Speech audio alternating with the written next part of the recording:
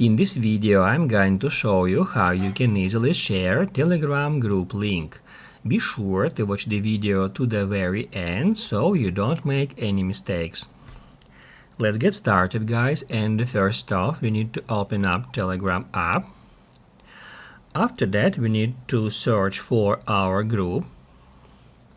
Once you are at a group conversation page, tap right here at group's name.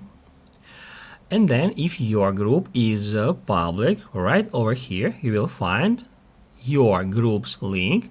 Right here it says share link, so now we can tap at our link to be able to share it with any user right here at Telegram.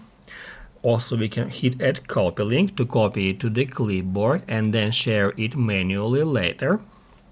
And also right from here we can tap at that share button. And then we can choose a different way for this link to be shared.